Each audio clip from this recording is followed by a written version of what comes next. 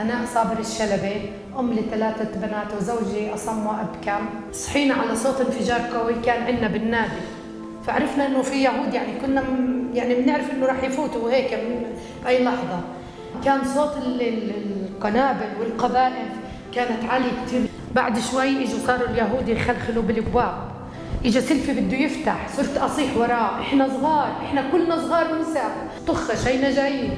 ما فتحت له فايت، معاه كلب، صرت أنا أحكي له بالإشارة. طبعا أنا من فعلي لدرجة مش قادرة أسيطر ولا على مشاعري ولا على إني أسكت. هيك أعمل جوزي أصم وأبكم، جوزي أصم وأبكم، بقول له هاي بطاقة أنت فاهم، مش تحكي معه ما يردش الطخة. صار كل شاكت، اسكتي، بقول له انا مش قادر اسكت، كيف بدي اسكت وانا خايفه منك، انا قلبي موجوع بقدرش اسكت. صدقا الشعور لا يحتمل.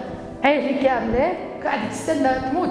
طلع اقوى انفجار، كان الساعه 8 بالليل، اقوى انفجار هز المخيم هو الانفجار اللي ورا دارنا.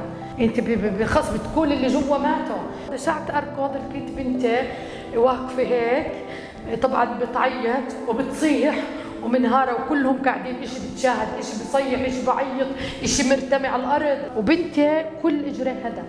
أنا بناتي جبتهن بعد 7 سنين، أنا مش متقبلة إنه بناتي يتعرضن لهيك إشي، لا أذنبن، طفلات بريئات عايشات بدار مسكن آمن. وإحنا طلعنا أنا وبناتي وإحنا نقول أشهد أن لا إله إلا الله وأشهد أن محمد رسول الله. بنتي مسكتني هيك، ماما ماما أنا خايفة كتير، ماما وين نروح، ماما أنت هيك بتقولي، ماما أنت ليش تفكري تخلفي بمكان زي هيك، أنا تعبت. مثلا بنت الصغيرة اللي كانت دائما تضحك، وحياة الله كنت أقول هاي فرحة الدار، بتضل منكدة، بتضل تعيط، إذا بتسمع صوت الزنانة بتصير وجهها أصفر أصفر، وبتصير معدتها مش متقبلة إشي، بتصير حتى المي توقف بحلقها. صار عندي ضغط نفسي، مش قادر أتحمل المكان اللي أنا فيه، ولا قادر أستوعب إشي، مش عارف ليه. الحياة صفت صعبة. بيتي 20 سنة ببني فيه وبرمم فيه وبظبط فيه، هيو آية للسقوط. 20 سنة وأنا بهذا البيت، سلخونا عنه، بدهم يهدوا ذكرياتنا، بدهم يهدوا كل إشي حلو. أصلا إحنا فقدنا الأمان بالحياة كلها، مش بس إنه في بيتك انهد، شو ضل الأمان؟